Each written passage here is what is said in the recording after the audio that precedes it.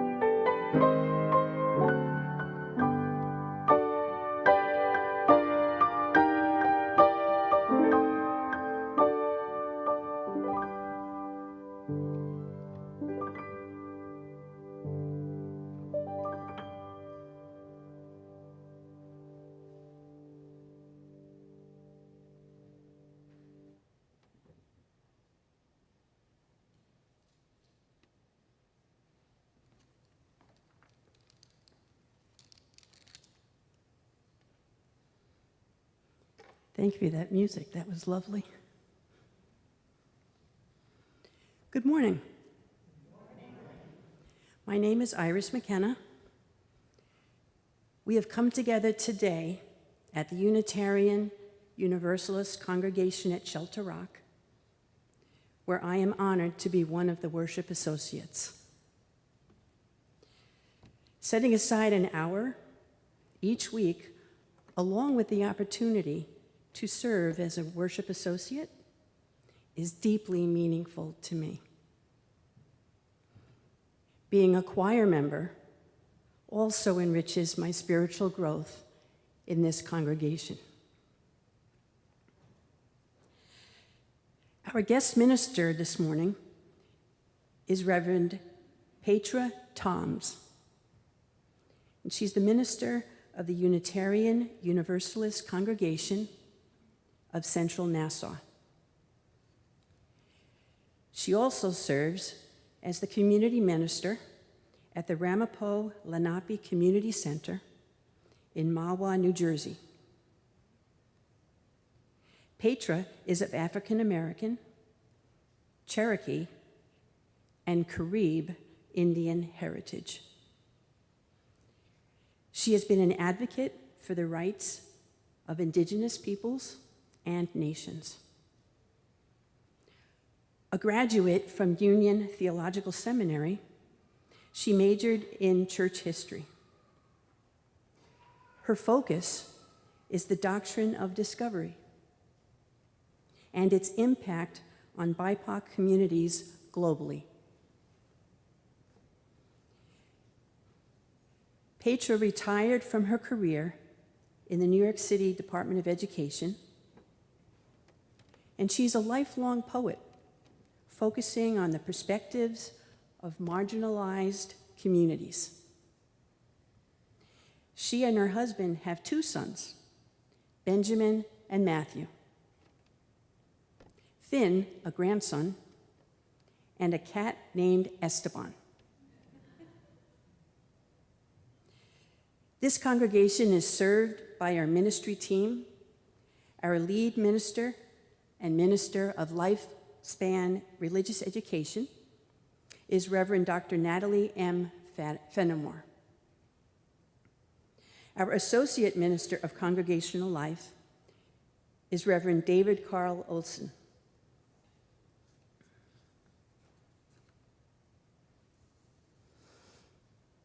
On behalf of the members and ministers of this community, it is my pleasure to welcome you all to the Unitarian Universalist congregation at Shelter Rock and to our service this morning. As a Unitarian Universalist congregation, we believe that the spirit of life, called by many names, is known to each of us uniquely. As people of the Unitarian Universalist tradition, our task is to encourage one another in our individual transformation so that we might help what is good in this world grow and thrive. Unitarian Universalist congregations seek to create a safe and loving place for all. A place to be challenged, a place to be comforted, a place to grow in the life-giving waters of community.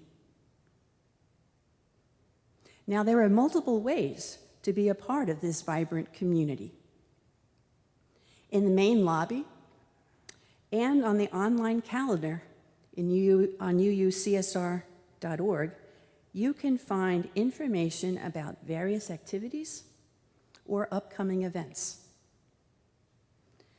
Just a few to mention now are Fourth Friday on July 28th, where a light supper will be served and participants can walk a labyrinth.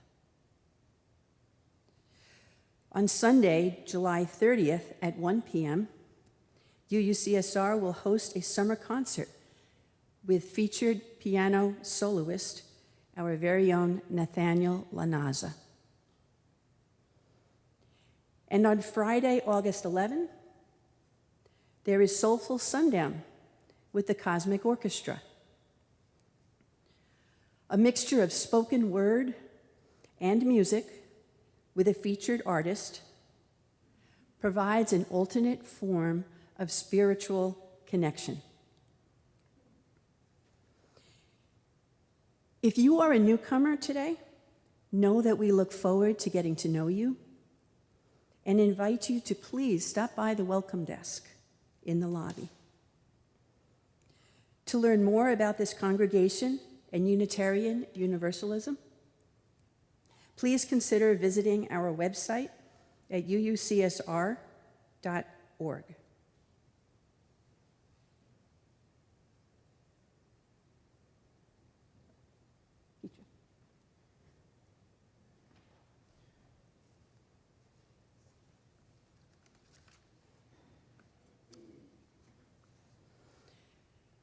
Our chalice lighting words come from the Gray Hymnal this morning, number 435.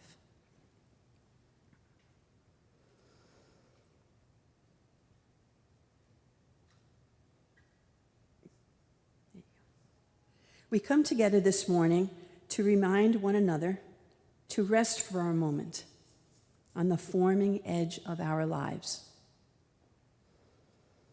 to resist the headlong tumble into the next moment until we claim for ourselves awareness and gratitude. Taking the time to look into one another's faces and see their communion, the reflection of our own eyes. This house of laughter and silence, memory and hope, is hallowed by our presence together.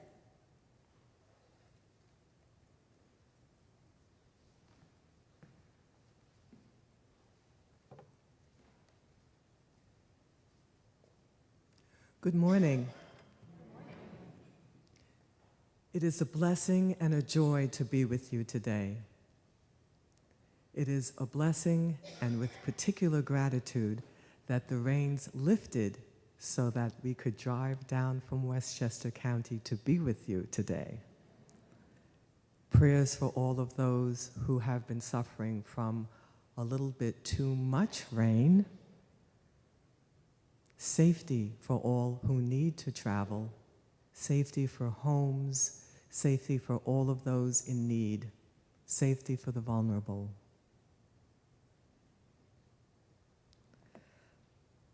I ask that you take this time to enjoy being together. We are community here together.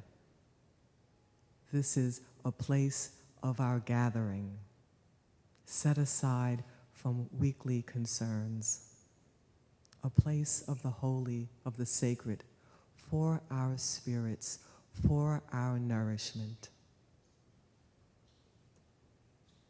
And so I will share with you these words. Come into this place of peace and let its silence heal your spirit. Come into this place of memory and let its history warm your soul. Come into this place of prophecy and power and let its vision change your heart. And now we will have hymn number 149, Lift Every Voice and Sing.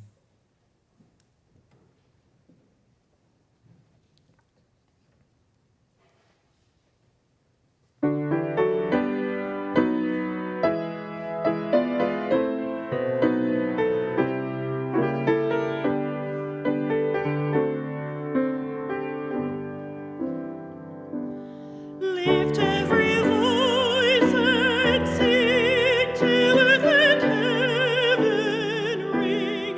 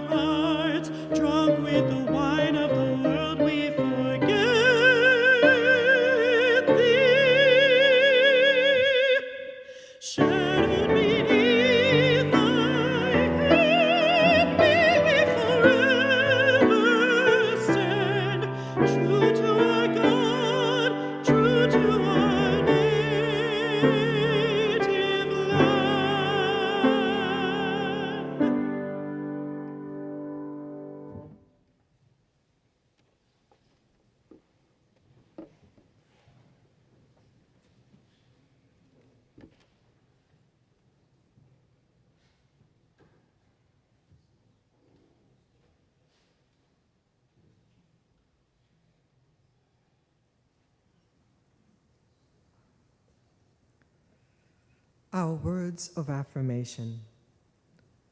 Love is the doctrine of this congregation, the quest for truth in its sacrament, and service is its prayer. To dwell together in peace, to seek knowledge in freedom, to serve human need. This do we affirm and covenant with each other.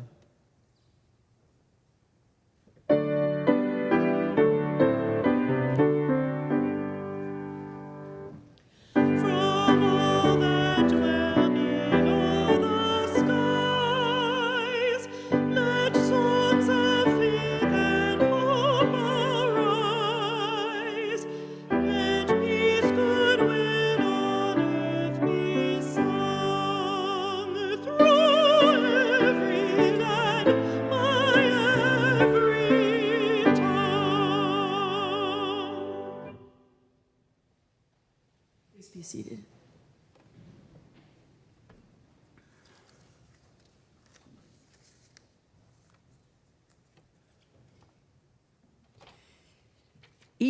Each August, Reverend Reginald Benjamin of Abba Fellowship Ministries organizes a back-to-school supplies drive. This month's offering will benefit the children and youth of the village of Hempstead. Our congregation has participated in this effort for many years. The Sunday collection proceeds will be used to purchase needed supplies for this project. The need is great. 29% of the children of the village live in poverty. Please be as generous as you can. There is more than one way to donate. It's listed in your order of service as well on all of the screens. Either online or text. But if you're here, present today, you can use the collection box in the lobby, either with cash, or if you're using a check, please enter today's date, July 16, 23, on the memo line.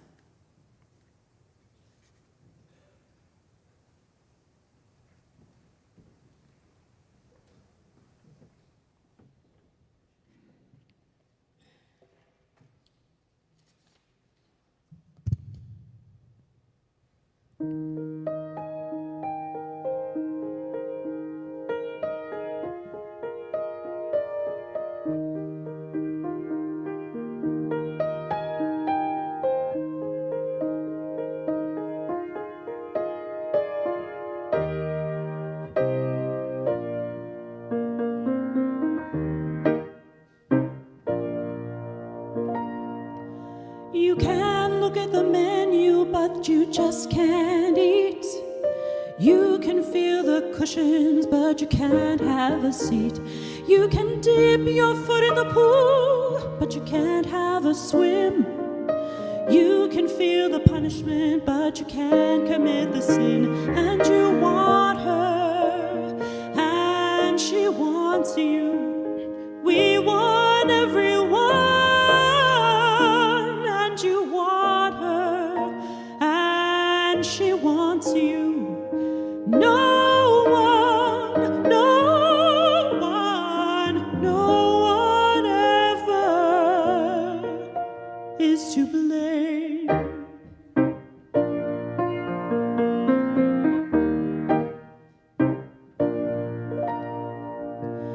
You can build a mansion, but you just can't live in. You're the fastest runner, but you're not allowed to win. Some break the rules and live to count the cost. The insecurity is the thing that won't get lost. And you want her, and she wants you. We want everyone, and you want her, and she wants you. No one, no one, no one ever is to blame.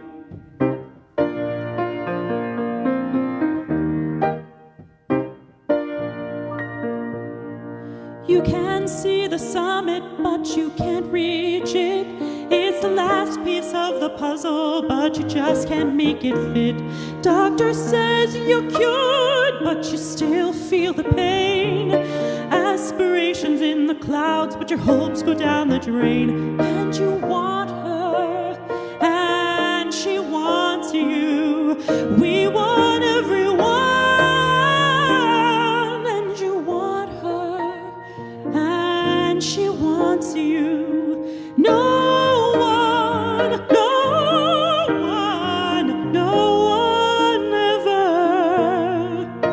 is to blame. No one ever is to blame.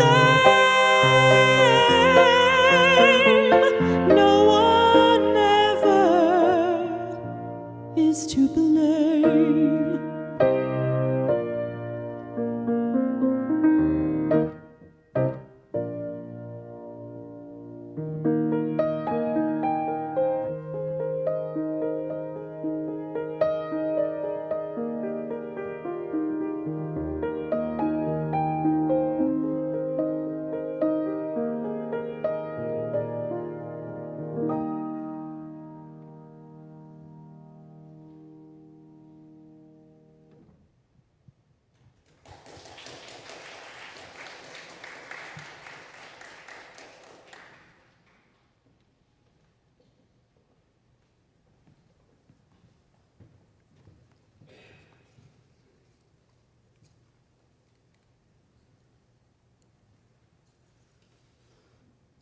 Our reading today is entitled Land Acknowledgement by Native American Elders.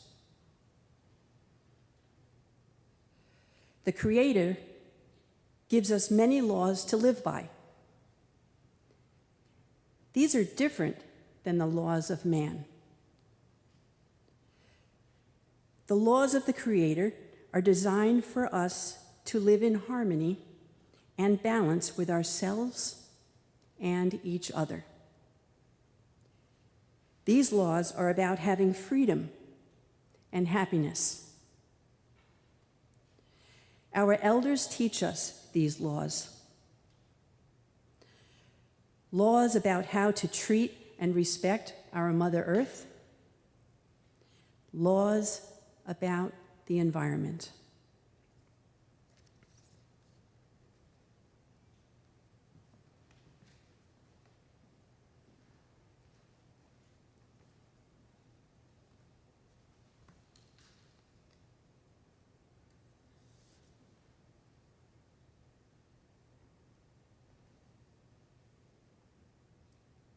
For our meditation, I ask that you breathe with me.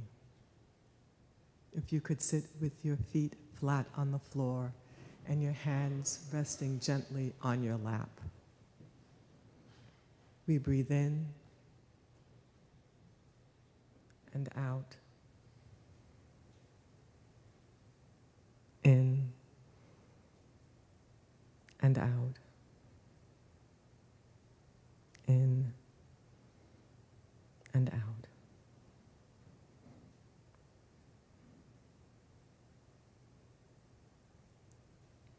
And as we breathe quietly, in the words of the song, no one is to blame. This song reminds us of the injustices woven into our society, into our world.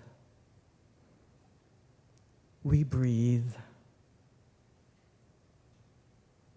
And we acknowledge what Native American elders have spoken of. There are laws by which we live, but there are rules that we create out of covenant with the laws of the Spirit. Let us take this time in meditation to remember Eric Garner. Tomorrow would be 9 years since his death. The laws of Creator that teach us how to live together were not followed. but the rules to enact injustice, they were followed to the letter. He uttered, "I can't breathe," 11 times, and his pleas were not heard. Let us focus on our breath, the precious flow of life that we are given, and breathe for him and those who are also denied breath. We will honor them with a moment of silence.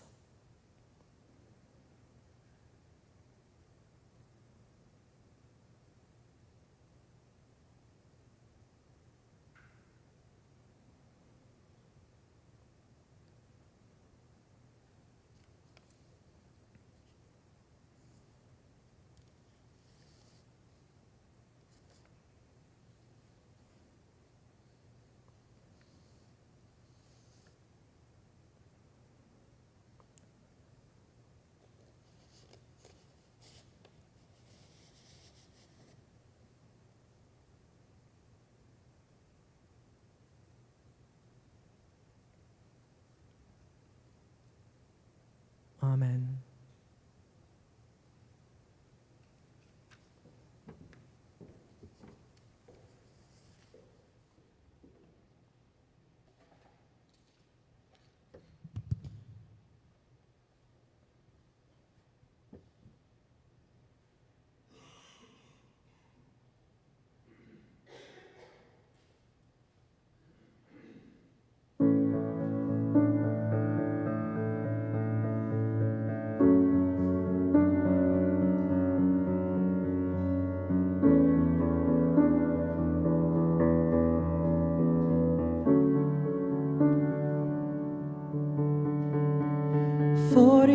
Shots, and we'll take that ride, cross this bloody river to the other side.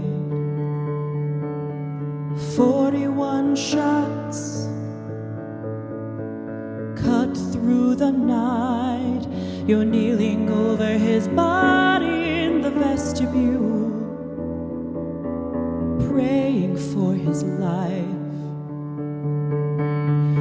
Is it a gun? Is it a knife? Is it a wallet? This is your life. It ain't no secret. It ain't no secret.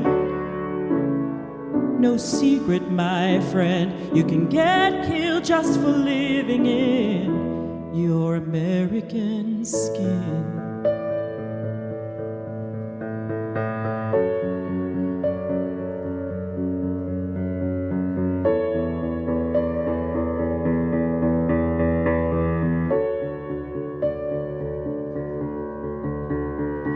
"41 shots." Leanna gets her son ready for school. She says, on these streets, Charles, you've got to understand the rules. If an officer stops you, promise me you'll always be polite, and that you'll never ever run away. Promise, mama, you'll keep your hands in sight. Is it a gun? Is it a knife? Is it a wallet? This is your life. It ain't no secret. It ain't no secret. No secret, my friend. You can get killed just for living in your American skin.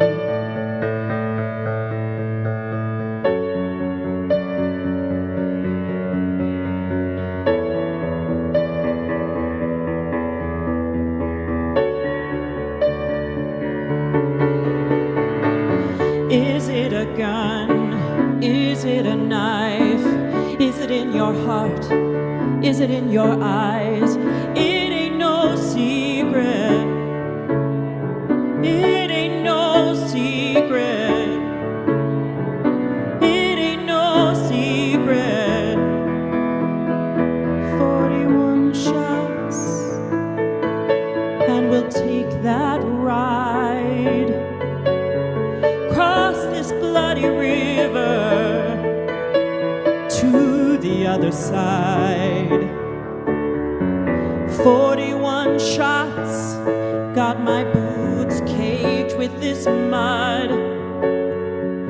We're baptized in these waters and in each other's blood. Is it a gun? Is it a knife? Is it a wallet? This is your life. It ain't no secret. It ain't no secret. No secret, my friend. You can get killed just for living in. You can get killed just for living in. You can get killed just for living in your American skin.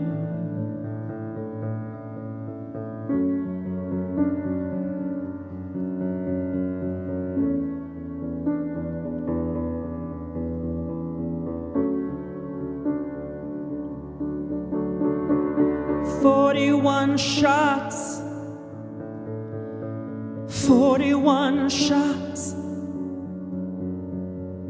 41 shots, 41 shots."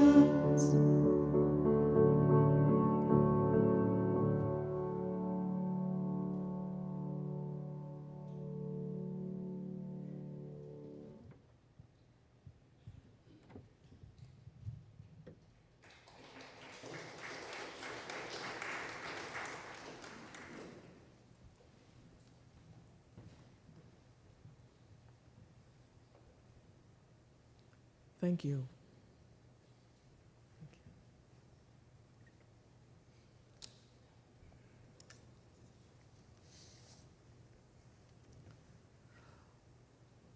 I want to tell you about an incident that took place in White Plains, New York, November of 2011.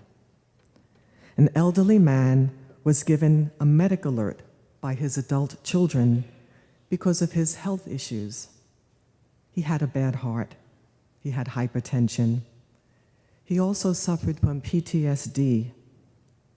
He had been a Marine serving his country, and after his service, he worked as a corrections officer.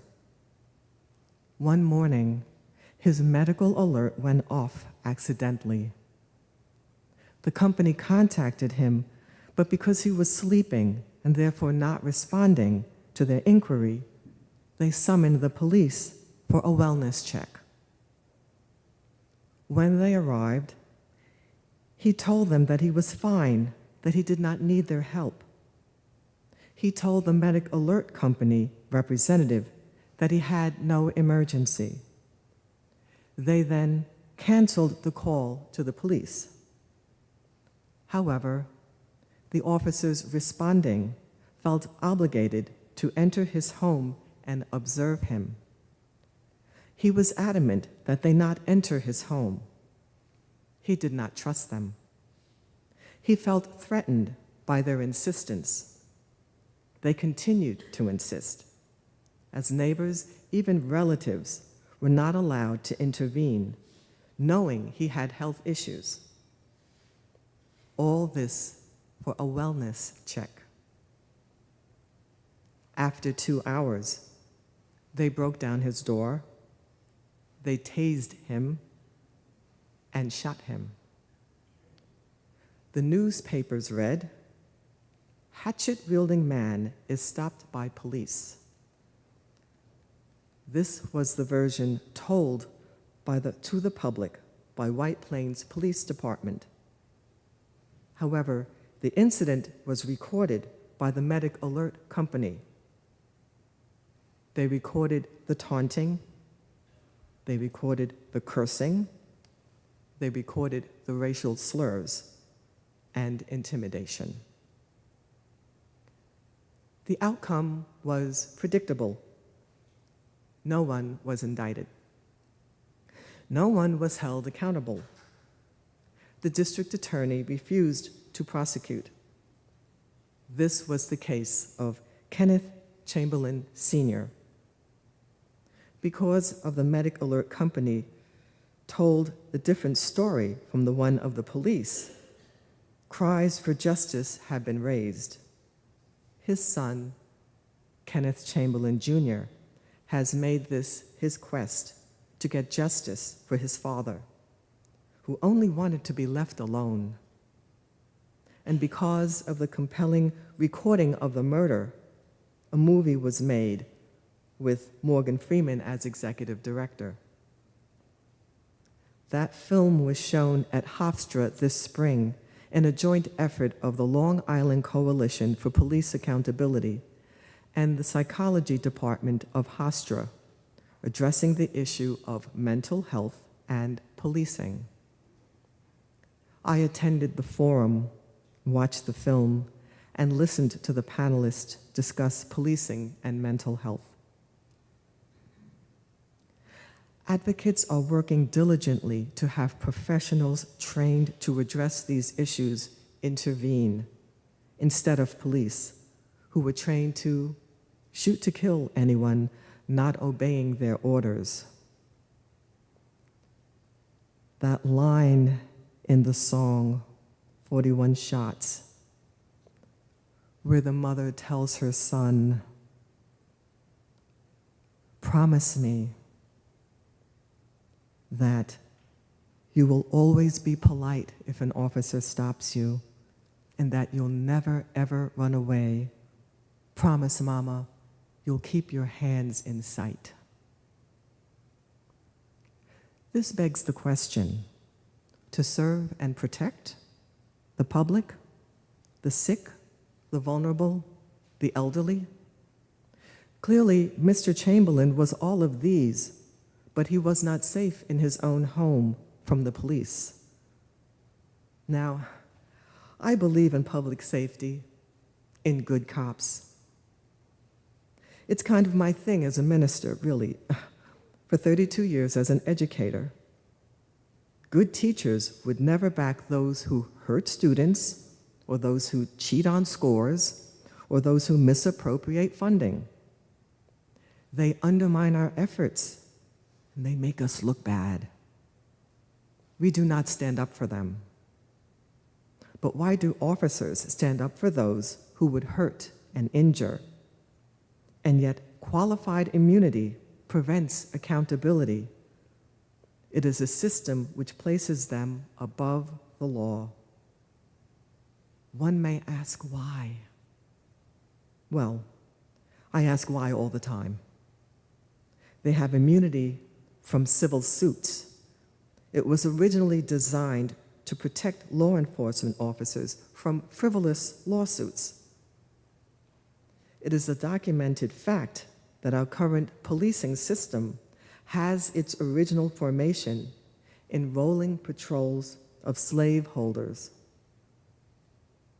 White men from the ages of 18 to 45 were assigned to capture enslaved people who were running away to achieve their own freedom.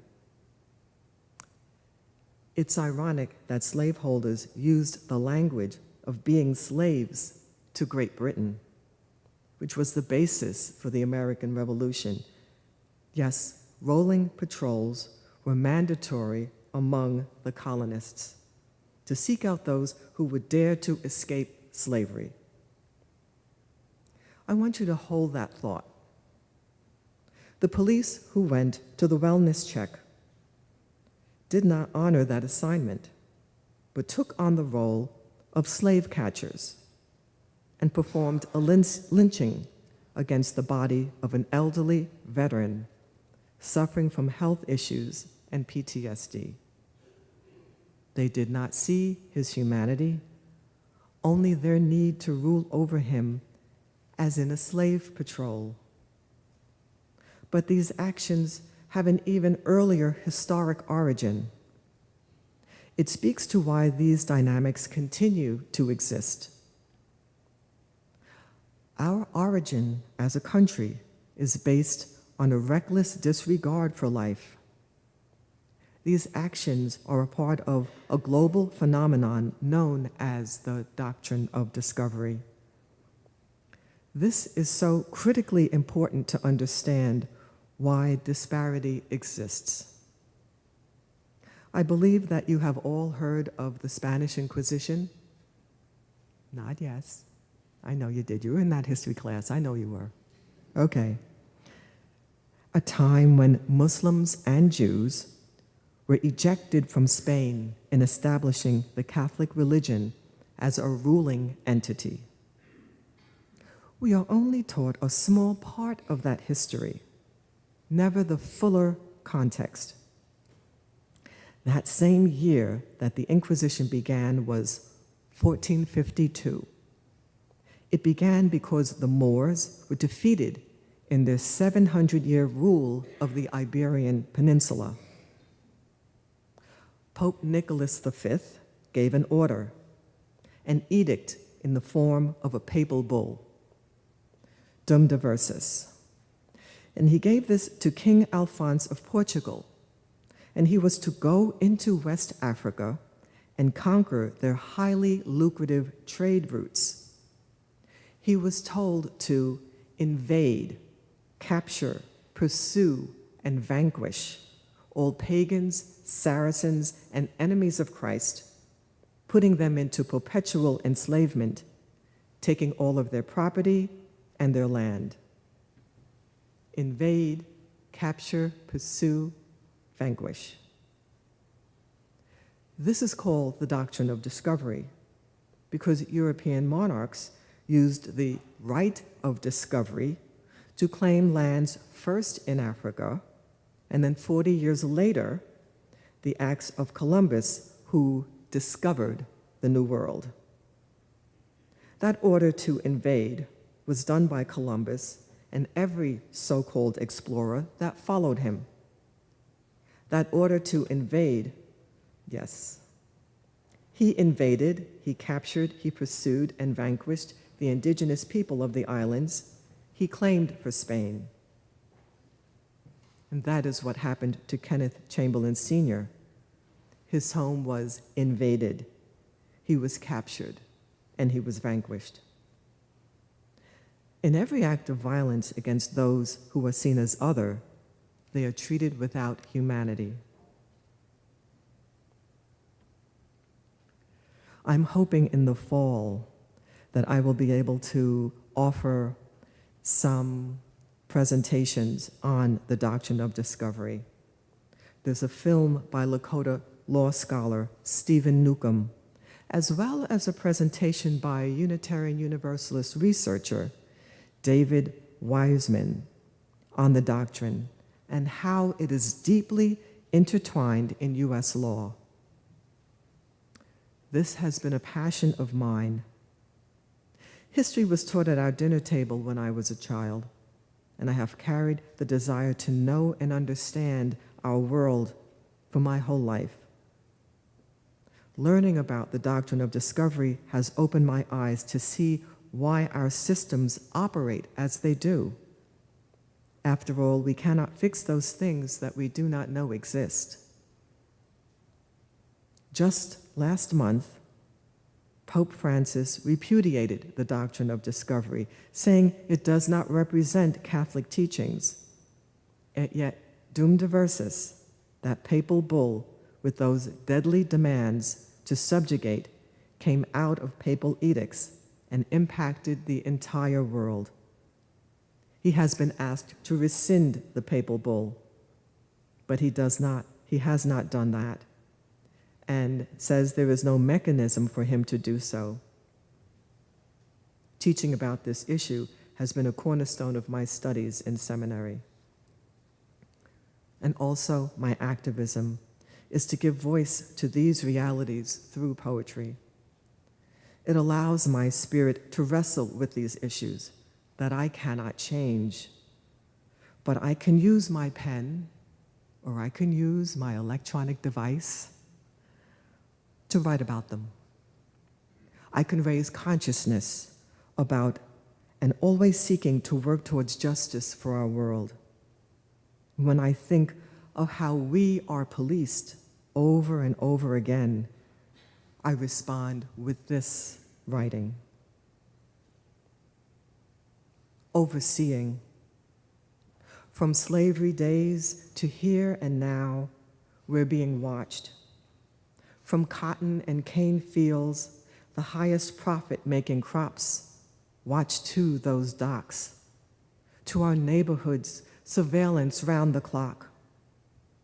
Policing with high towers placed on corners of our neighborhoods to strangle every angle of us buying groceries, walking home from school, the end of your minimum wage job. We are watched.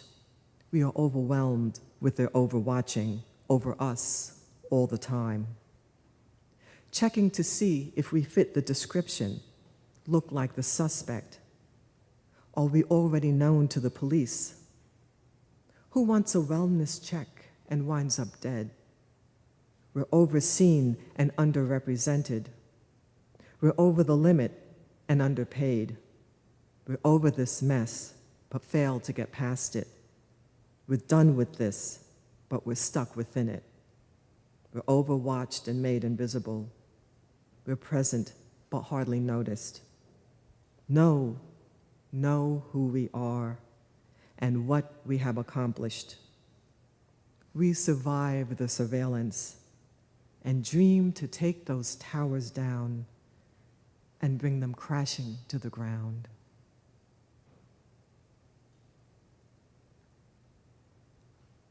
There are those who would silence us by banning books, and even Amanda Gorman's poetry that was read at the president's inauguration has been banned in Florida. We must continue with our advocacy to hold our country accountable. And this poem asks the question, who are we really? Can a country born of war ever live in peace? Will our dominating nature ever come to cease? Our love affair with guns was born of self-protection for wealthy enslavers to stop their property's defection. Can we say we honor liberty, yet force enslaved to our feet? Imperial round the globe, driving nations to retreat. And we know to trap them there, reinvent ways to steal, taking land and labor, their generations never heal. We can't be heroes if we're perpetuating harm, or are we snake oil salesmen casting forth our charms?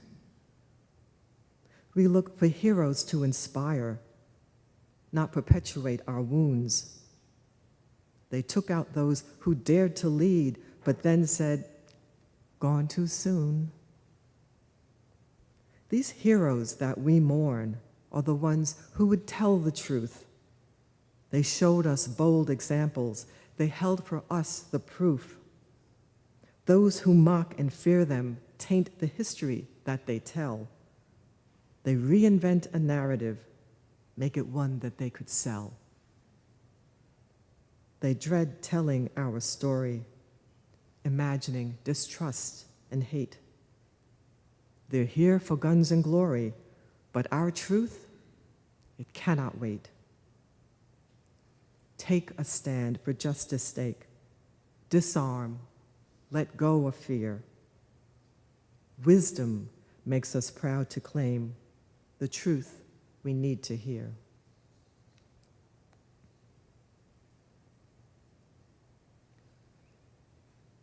You may have heard of many who have died at the hands of police because they suffered from mental illness.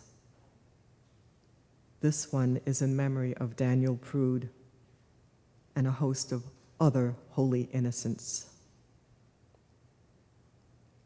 every hour celebrates the holy sacrifice offered, recreating the crucifixion. And on the streets of our nation, almost daily, the guards pay homage as Roman soldiers, recreating the killing of a Black Jesus. As with him, no one was found guilty. Empire is saved once again through the sacrifice of innocence, breaking that body. The state's thirsty nature cannot stop drinking the blood of a brown god.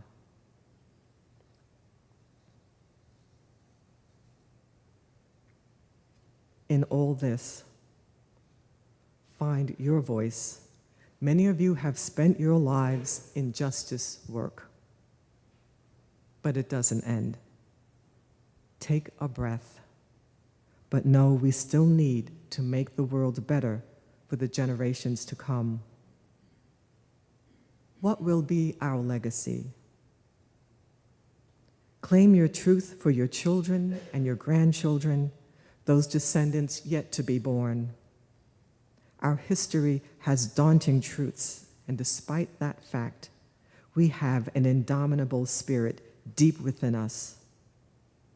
It is through our faith that we persevere and refuse to be cast aside. I come to you as a minister, as a person of faith. Hold on even when it seems to be impossible. Don't give up your quest for truth and for justice. We will not be dissuaded. I speak to you as I address these things, and I say boldly who I am. I am an original. My prayer is traditional. My spirit is mystical. My voice is political. Let me paint you a visual. Our difference is minimal. We're the same metaphysical, one humanity, literal. But because I am critical, pointing out hypocritical, the violence is physical, yet I'm called a criminal. God is linked to our rituals, but we're not monolithical. Our goals, educational, impact economical. Injustice is preventable, much more than just regrettable. Your crimes are institutional. Laws are indefensible. They're covered up by using the confessional. From popes to kings, ventures that were imperial, caught in a killing frenzy that was maniacal. 500 years of rule, not hypothetical. Time the pendulum swings the other way, it's just inevitable.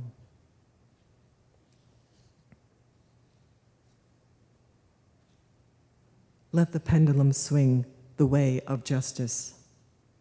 Let it be so for the Kenneth Chamberlains, the George Floyds, the Eric Garners, for those who have lost their lives from police violence. Let policing truly be for the safety and well-being. Let it be justice for all. May we put our hands and hearts to it because we have worked and the will to make it so.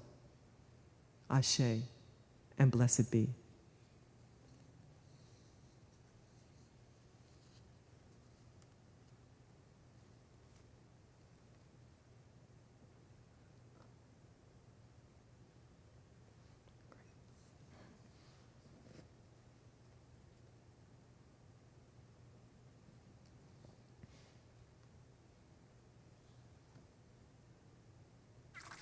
There will be better days.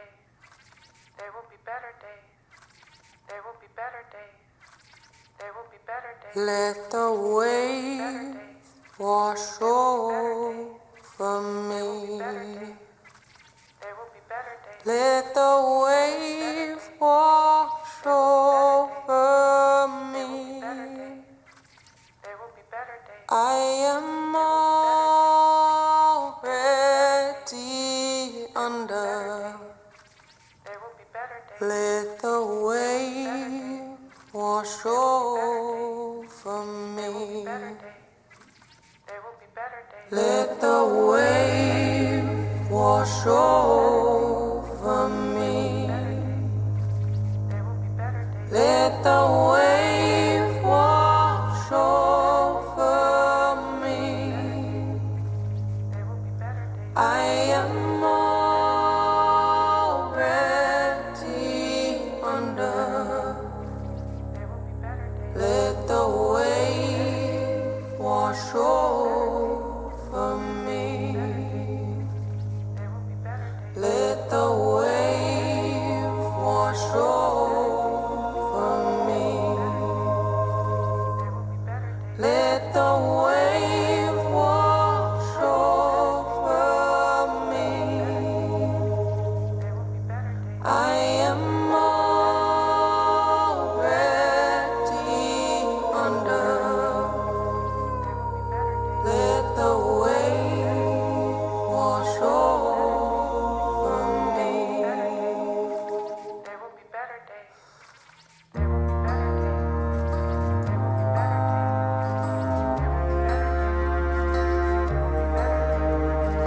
will be better days. There will be better days. There will be better days. There will be better days. There will be better days. There will be better days.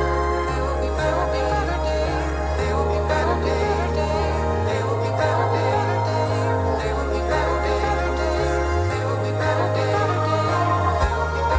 will be better days. There will be better days. There will be better days. There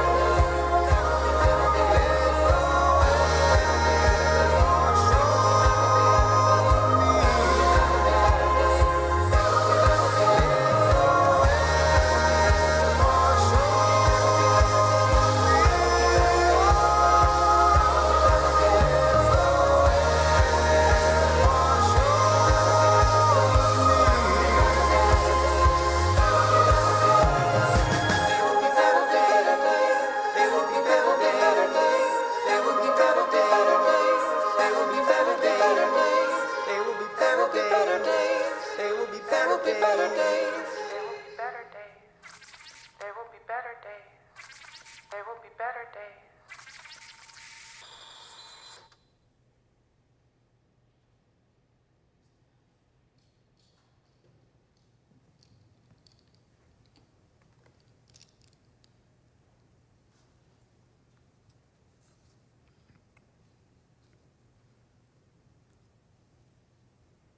Martin Luther King said that the arc of the moral universe is long, but it bends towards justice.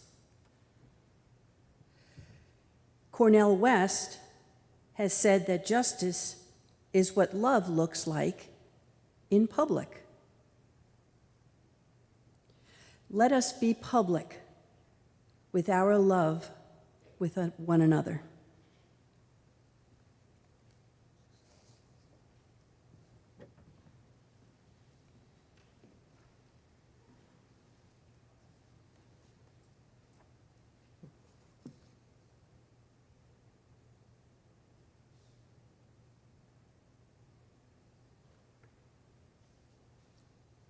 Go forth knowing there will be better days. There will be better days. Do not be dismayed by the brokenness in the world. All things break. All things can be mended, not with time, as they say, but with intention.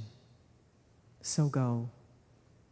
Love intentionally, extravagantly, unconditionally. The broken world waits in darkness for the light that is in you.